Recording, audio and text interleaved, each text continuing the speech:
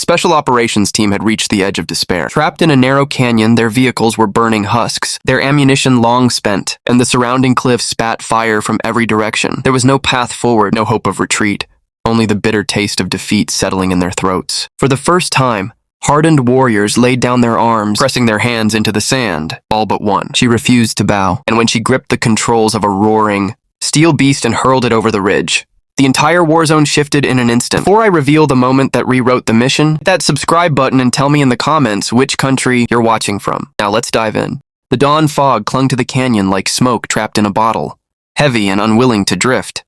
The convoy slid into it just after first light. 3 Humvees and 2 supply carriers, crawling over gravel that had been pulverized by decades of forgotten wars. The eastern ridgelands loomed on both sides, towering like the ribs of an ancient beast. Jagged stone crowned with scrub that seemed to have surrendered long ago. Commander Sarah Walker rode point in the lead Humvee, jaw locked, shoulders drawn tight, not because of the road, but because the terrain whispered warnings only veterans could hear. 15 years in uniform had taught her how to read landscapes the way other people read faces, and this gorge was lying in wait. Too narrow, too quiet, too perfect for a kill zone. Behind her, Captain Ethan Steele sat in the second vehicle, eyes fixed on the cliff tops through glass scarred with old impacts. The windows were sold as bulletproof, but experience told a different story. He wore the same dust-streaked battle dress as everyone else, cradled the same rifle, breathed air tainted by diesel and the metallic scent of coming rain, but he wasn't one of Walker's SEALs. Steele belonged to the Army's Armored Corps, assigned as a liaison, or so the paperwork claimed. What it didn't mention was his past, 5 years commanding tanks, through shattered cities in the Middle East, where concrete blocks became labyrinths of fire and steel. 2 more years grinding through Afghan valleys where armor was never meant to tread, but went anyway because someone had to bring soldiers home. His last mission? Classified. Rumors said it involved Russian tanks, private armies, and a border that officially didn't exist. He'd been pulled from the fight 6 months back, exiled to a desk after what Brass called a breach of protocol. The truth was simpler. Steele had ignored a direct retreat order and rammed his Abrams straight through 3 miles of enemy, ground to pull out 50 men left for dead. The Army handed him a medal in secret and a paperwork pile in public. That morning, during final checks, he tried once more to argue for armor overwatch. 1 tank on high ground, he'd said, voice calm but carrying steel. Insurance, that's all. Walker hadn't even looked up from her maps. Tanks don't belong in this terrain, Captain. This is boots on the ground country. She didn't need to say what everyone already knew. 2 ops had died in this canyon. Alpha Company lost a squad 3 months back. Their bodies never came home. A Delta recon team vanished after whispering something over comms about eyes in the rocks. Intel now blamed the valley on a ghost, a former Spetsnaz officer turned mercenary commander, a man who knew American tactics well enough to turn them inside out. The laughs from Walker's men hadn't been cruel, just the kind of easy dismissal you give when someone doesn't get the unwritten rules. Santos had even grinned and clapped Steele on the arm. Appreciate the thought, sir. But we've been doing this before drones could spell GPS. Now, as the convoy crawled deeper between the cliffs, Steele rested a hand on the cold glass and studied the slopes. The quiet gnawed at him. No birds, no insects, no whispers of wind, just the grinding of tires and the cough of engines. That kind of silence had weight. He'd heard it in Fallujah, rolling through neighborhoods staged like movie sets, perfect, empty, waiting for slaughter. His fingers brushed the radio handset. He keyed up the command net. All stations, this is Liaison. Recommend halt and overwatch before entering the Narrows. Walker's voice cracked back, steady but edged with iron. Negative, Liaison. Stay on schedule. Intel clears the route. Continue mission. Intel. Steele almost laughed. Intel had a body count. It was the same intel that told them this canyon was lightly defended. The same intel that missed 2 units bleeding out here months ago. But he wasn't in charge. Not this time. He was just an observer strapped into someone else's plan, a plan that felt like walking into teeth. The first blast didn't warn, it roared. The lead Humvee vanished in fire and steel, flipping like a toy smacked by a furious hand. The shockwave rolled down the canyon like a beast waking from sleep, echoing against the stone so hard you couldn't tell where the world ended and the noise began. 2 more detonations followed in perfect sync, gutting the second and fourth vehicles before the smoke even cleared. This wasn't some roadside trap.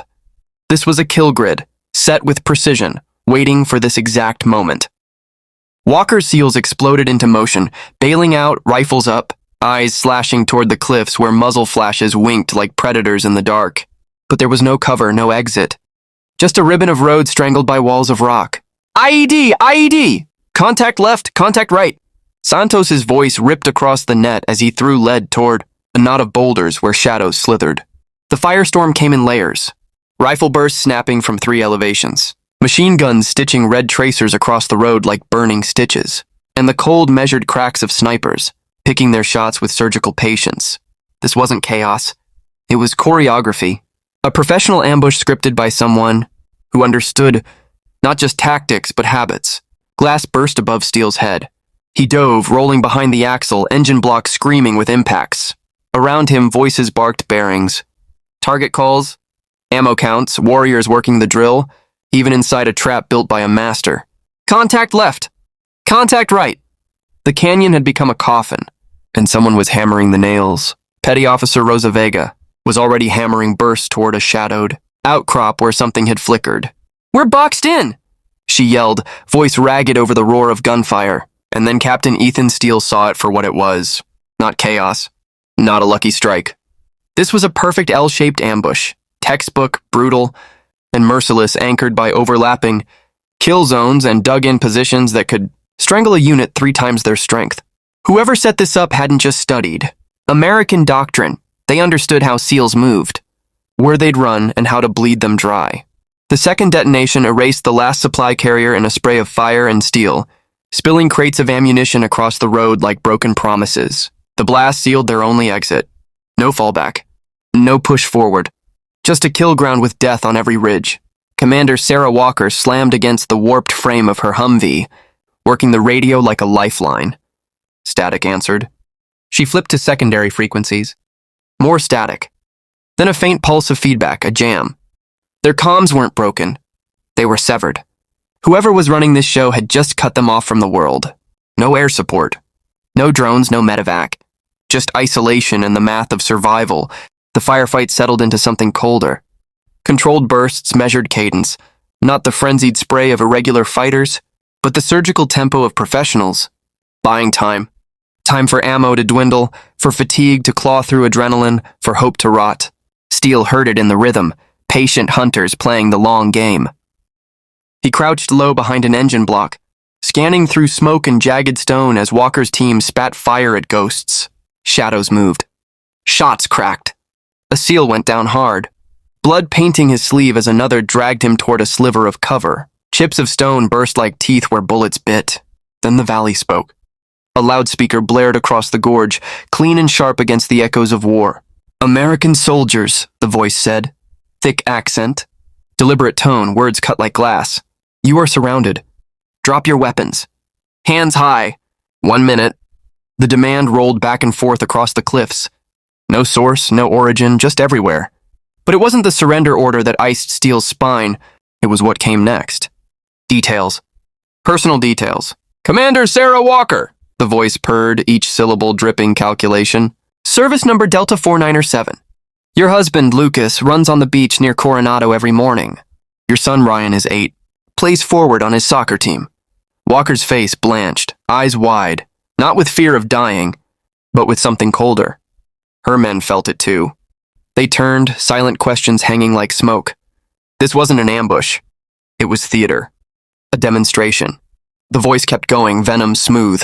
"Petty Officer Rosa Vega," it said, almost amused now. "Your grandmother Elena lives on Zaragoza. Avenue in El Paso. Bakes bread every Sunday.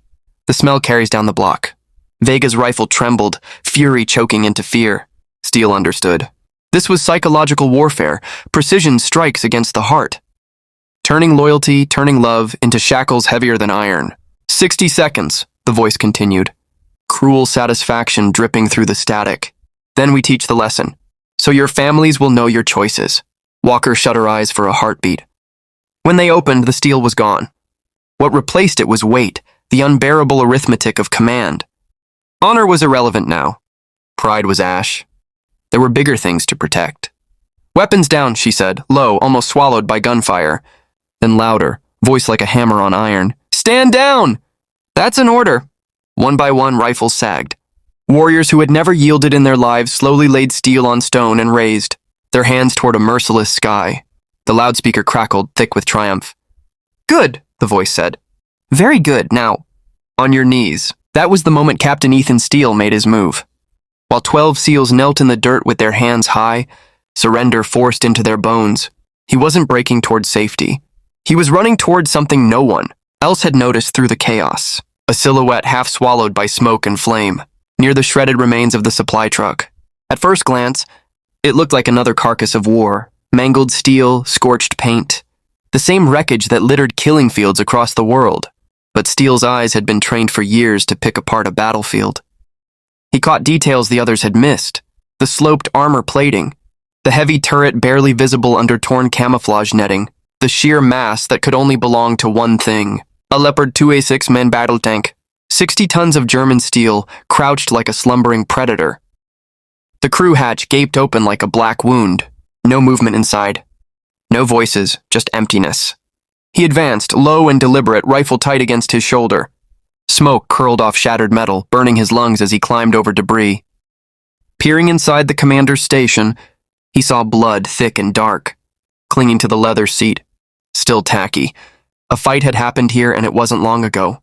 On the floor plate, dog tags glinted through the dim light. Sergeant Klaus Weber, German Bundeswehr. 3 other tags tangled together, his crew, all gone. The radio in the corner hissed with fragments of German, Panzer 24 antworten. Someone calling for Tank 24 to report. The story wrote itself from what was left behind. The Leopard had been covering the valley when the trap snapped shut. The crew likely dismounted to check a false contact, a bait target designed to lure them out. Then came small arms fire, tight and lethal. Someone knew exactly how tank crews worked. Someone had studied their drills, their timing, their blind spots, and turned that knowledge into execution. This wasn't an ambush. It was a lesson, a manifesto in blood and smoke. Every weakness charted, every move predicted. Every move, except this one. No one had planned for a tank. Crew to be replaced by a man who had spent years living inside one. Steel vaulted up the glacis, boots clanging against steel that had drunk the sun for hours. His body moved on pure memory, thousands of drills in another, life guiding every motion. The hatch yawned open. He dropped inside and the smell hit him like a hammer, oil, gunpowder, blood. The crew was gone, but the beast itself, untouched. His fingers flew across the panels, waking systems from their slumber. Battery switch on. Fuel pumps engaged. The hull thrummed, a vibration building deep beneath him like a living heart stirring awake. He hit the starter. The Leopard coughed once, twice, then roared. An earth-shaking bellow that split the valley in half. Down below, heads snapped toward the sound. SEALs who had bowed in defeat stared upward, disbelief carving their faces. On the ridgelines, fighters froze mid-reload, eyes wide as the impossible came alive.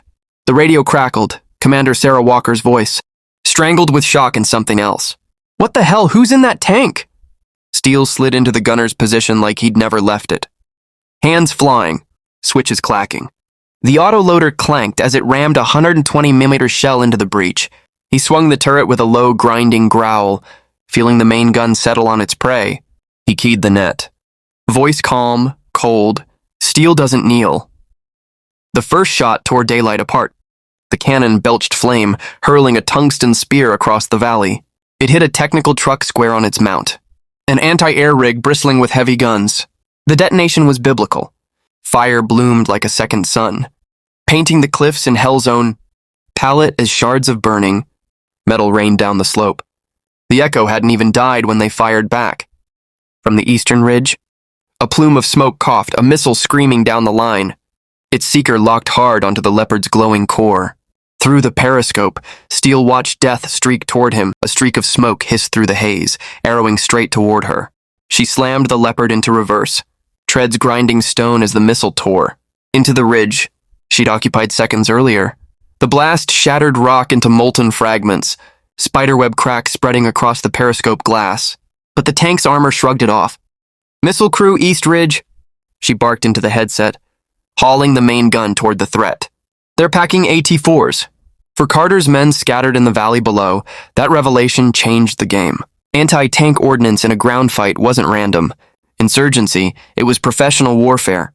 Cold and calculated. Whoever commanded this force had accounted for armor and built the perfect kill box. The Leopard's cannon barked, a thunderclap rolling down the canyon walls, proclaiming to both sides that the rules had just shifted. Carter didn't hesitate. He dove for his M4, yanked it from the grit, and slammed around into the chamber with mechanical precision. "Weapons up!" His roar cut through chaos like steel on stone. "On your feet! Weapons up!" The effect was electric. Broken men surged upright, snatching rifles, sliding behind whatever cover they could find. Shame burned off like fog as disciplined gunfire erupted, controlled bursts hammering back at the ridgelines. The hunters had become the hunted. Caught in a crossfire between tank, fire from above, and elite shooters below. Inside the turret, Holt rammed another shell into the breach. Teeth clenched as adrenaline burned in her veins. The recoil slammed through her as she sent another round screaming downrange. Then came the streak, a rocket-propelled grenade tearing through smoke, detonating against the Leopard's glacis plate in a spray of fire and sparks. The concussion rattled her bones, but the tank stood unbroken. She rotated the turret, locked on the RPG nest carved into the rock, and sent high explosive into its throat.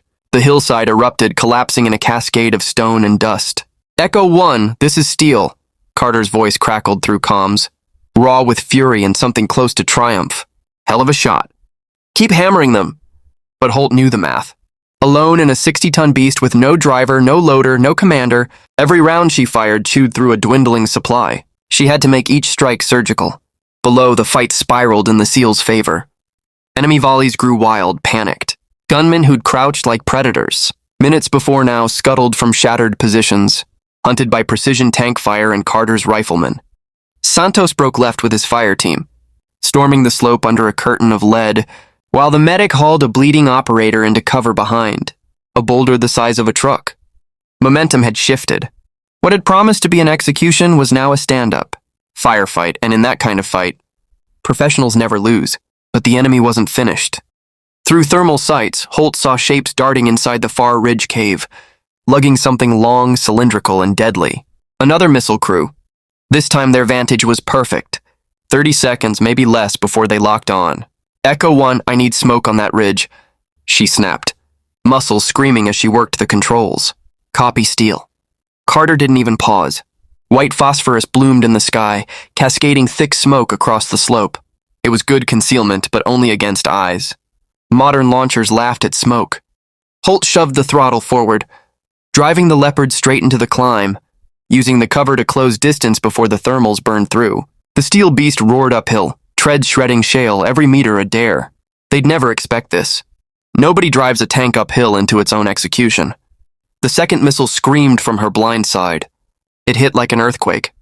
The world went white, alarms shrieking, lights strobing, blood flooding her mouth where she'd bitten down. But German armor met Russian steel and refused to break. The Leopard kept moving, roaring like an animal denied its kill. She lined up the third shot, aimed for the bunker pinning Carter's flank, and fired. The hillside vanished in a storm of stone and smoke, swallowed whole. The enemy fire had collapsed into chaos, wild bursts, no rhythm, no command. Fighters scattered from shattered defenses, scrambling into the deeper folds of the ridge, leaving weapons, packs, and even their wounded behind. "Echo 1 to Steele." Carter's voice cut through the static, ragged with triumph. "They're breaking! Repeat, enemy is breaking!" But Captain Ethan Steele wasn't celebrating yet. From her vantage inside the Leopard, she caught a flicker through the periscope. A cave, mouth carved high into the eastern crest. Not random fire. Controlled. Measured. Whoever had orchestrated. This ambush was still up there, watching their men fall apart, holding the position that ruled the entire valley. That was the brain behind the trap. And until that shadow disappeared, this fight wasn't finished. Steele adjusted her seat, lined up the main gun. Elevation, wind drift, distance. Every variable punched through muscle memory. This wasn't just another shot. This was the one that ended it. Or didn't. Her breath locked in her chest as she feathered the trigger. The cannon thundered like a god unleashed. The round howled skyward, a streak of precision death. It smashed into the cave's mouth dead center. A heartbeat later, detonating in an eruption of fire and pulverized stone. The entire ridge seemed to glow under that violent sunrise. before collapsing in an avalanche that swallowed everything beneath it, and then silence. The kind that presses against your eardrums. No rifles, no screams, just the soft hiss of settling debris and the metallic ticking. Inside her turret as heat bled from steel. Carter came back on comms, voice low now, reverent even. Valley secure, all threats neutralized. Steele slumped against the padded rest, muscles trembling with adrenaline's aftershock. Her gloves smelled of oil and burned powder. Cordite hung in the air like incense. Through the cracked glass of the periscope, she watched Carter's operators fanning out, checking bodies, collecting intel, dragging their own back to safety. The battlefield was theirs, but the price of it lingered heavy in her chest. Beating with every echo that rolled away across those ruined hills, she had done it. One woman, one steel beast against an enemy that had numbers, ground, and the illusion of victory. Everything except the resolve to outlast. 60 tons of fury driven by a soul that refused to break. She pushed open the hatch and rose into the pale morning, the wind heavy with smoke, metal, and something that tasted like triumph earned in blood. Carter was there, waiting at the base of the turret. His uniform was ripped in more than one place, streaked with grime and someone else's blood. His eyes locked on hers, unreadable at first. Too much history between what almost happened and what just had. For a long stretch, neither spoke. The ground held its breath. Behind him, the men gathered. Not in perfect ranks, this wasn't ceremony, but in a rough half-circle that said something had shifted. These were men who'd built their names in dust and fire, in shadows where a single mistake meant death. They had seen campaigns in a dozen broken countries. They'd started this day looking at her like extra weight, like someone the mission could lose without consequence. Now they waited, silent, watching Carter, waiting for their commander to put into words what none of them had language for. Finally, Carter's voice broke the stillness, low, almost fragile against the ringing quiet. "We were done," he said. "Weapons in the dirt. Hands high. Ready to wear the shame." He paused there, the sentence bleeding into silence, as if no words could cover the distance between humiliation and gratitude. "You could have stayed in cover," he said after a beat. "Let us own the cost of surrender. Could have walked away clean." Ethan Steele scanned the faces around her. Santos, his arm bound tight with a blood-stained dressing. Jack Harrison, clothes crusted with someone else's lifeblood. The medic's hands trembling from what he'd done to keep his brothers breathing. All of them carried it, the weight of what it means to live. When dying might have been easier. She didn't waste words. Didn't sugarcoat the truth they all tasted. "Steele doesn't bow," she said, her voice cutting through like the last shot fired. A beat later, softer, almost to herself.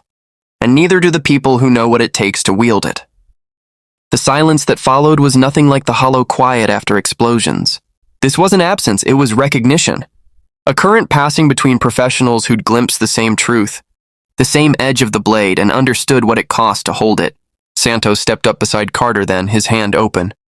A spare trident patch lay in his palm, edges worn but the gold still catching. What little light filtered through the smoke-choked dawn. Without hesitation, he pressed the patch against the tank's blistered flank, the scorched metal hissing faintly where heat still bled from the fight. His hand lingered for a second, anchoring it there like a promise. "That's yours now," Carter said, voice stripped of ceremony. "Don't let anyone take that from you." Around them, the operators drifted closer. Men who, hours ago, had written her off as a political add-on, a liaison meant to fill out a roster sheet. Men who'd since watched her dismantle an ambush with steel, fury and unshakable will. No one spoke, but the looks they gave her carried more weight than any formal commendation ever could. The official story would later read like every other sanitized. Briefing, combined arms success, synchronized coordination, the usual acronym stitched together in bureaucratic language. Her name wouldn't make a single line. But out here on this charred soil, beneath these smoking ridgelines, truth didn't need paper. The truth was this. They were still breathing because she'd refused to die quietly, because she'd made a tank sing in a place meant to be their grave. An hour later, the thrum of rotors rolled over the valley. Medevac birds swooped in low, lifting bloodied men out of the dirt and away from the memory of how close the day had come to breaking them. Ethan Steele stood apart from the gathering, boots rooted in the churned mud, eyes tracing the jagged horizon where fire had danced not long ago. Later intel teams would confirm what her gut had screamed. Mid-battle, the man orchestrating this slaughter was Klaus Weber, a Spetsnaz veteran turned ghost. 3 years deep into shaping militias into precision weapons.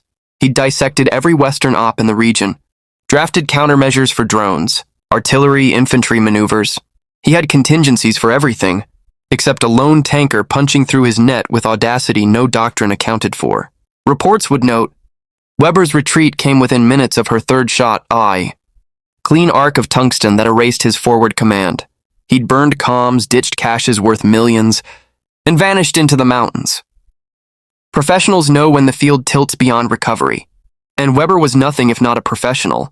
The tank crouched behind her like a wounded predator, armor chewed by missiles and small arms storms. Its barrel still leveling at the ground, it refused to yield. 3 direct hits, countless scrapes, and now a record inked in fire. In the Bundes, they'd probably crown it with kill rings.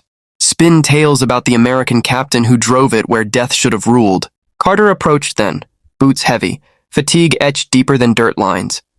Behind them, Blackhawks clawed skyward with the wounded, their rotors shredding the silence into fragments. "Sarah," he said quietly, her name first time on his lips without rank. "I owe you." More than an apology. His gaze flicked back to the shattered ridges where men had learned. Hard truths about judgment and the people, who refused to fit inside it. "That assignment you pulled," he added after a pause. "Guessing it wasn't your first pick, was it?" She glanced back at him, the career soldier, whose certainty had cracked somewhere, between chaos and deliverance. His face carried that rare weight men wear when they realize their definitions of possible were too small. "Command doesn't take kindly to officers coloring outside the lines," she said, voice steady. But there was a glint in her eye that wasn't there this morning, especially when coloring outside the lines looks a lot like breaking direct orders. Carter exhaled slowly, lips curving into something that wasn't quite a smile. "After what I saw today," he replied, "they might want to rewrite the damn manual on what outside the lines really means." Her gaze lingered, studying him, not the commander now, but the man who'd been forced to unlearn the easy comfort of assumptions. The man who'd learned that some people aren't defined by rank or role. "You don't owe me," Sarah said quietly. "We all bleed for the same flag." But both of them knew that wasn't the whole truth. Some wars are fought with rifles and battle drills, some with logistics, air cover, and neatly stacked contingency plans. And then there are the ones waged with 60 tons of steel and an iron refusal to accept that odds, no matter how brutal dictate destiny. Above them, the last Blackhawk clawed skyward, rotor wash peeling smoke into ragged spirals as it ferried exhausted operators out of hell's backyard. Their silhouettes vanished into the dusk, but she stayed behind. Captain Ethan Steele remained too, flanked by a recovery team tasked with dragging the battered beast home. Sarah hauled herself back into the cab, fingers brushing scorched metal still radiating heat like old anger. The engine coughed once, then roared alive, a sound less mechanical than defiant. She gripped the controls, eyes on the jagged horizon, and eased the tank forward, treads grinding over soil that would whisper this day, long after after-action reports buried it in sterile ink. Because when everything collapses and the odds scream no way out, sometimes it takes one soul who refuses to listen. One person who looks at impossible and calls it a challenge. And in this case, that person happened to know how to command 60 tons of armor, like it was an extension of their will. Have you ever misjudged someone, written them off, only to find out later they were exactly who you needed when it mattered most? Imagine standing there, watching an officer climb into a forgotten war machine and drive it, head-on into a battlefield that everyone else had already given up on. What would you have thought in that moment? Tell us in the comments, we read them all. If this story reminded you that the most unstoppable people are often the ones you least expect, hit that like button and subscribe. For more untold stories of quiet professionals who make history while others hesitate, share this with someone who understands that appearances deceive and that real strength often hides in plain sight. More stories like this are waiting for you on the screen right now. Tap one and join us tomorrow for another moment that proves true courage never fits the stereotype. Until then, remember this: steel doesn't bow, and neither do the people who know what to do with it.